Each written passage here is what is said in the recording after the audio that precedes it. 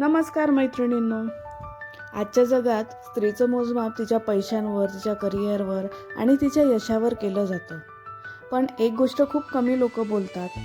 स्त्रीची खरी संपत्ती तिच्या बँक खात्यात नाही तर तिच्या मुलांच्या भविष्यात आहे. संपत्ती म्हणजे फक्त पैसा नाही आहे. घर, दागिने, गाडी हे सगळं बदलू शकतं, पण मुलांमध्ये दिलेले संस्कार, त्यांची विचारसरणी आणि त्यांची माणुसकी ही अशी संपत्ती आहे जी कधीच कमी होत नाही.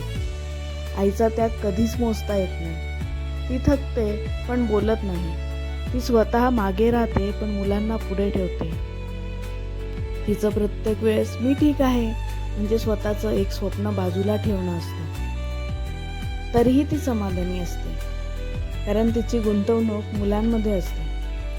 आई घडवते ते भविष्य.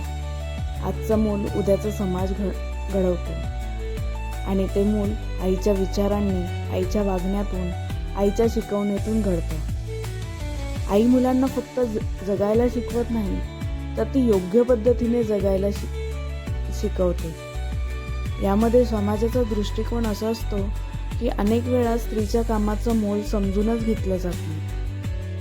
ती घरीच असते असं सहज बोललं जातं, पण ती घरात असते म्हणूनच कुणीतरी बाहेर निश्चिंतपणे स्वप्न पाहू शकतं.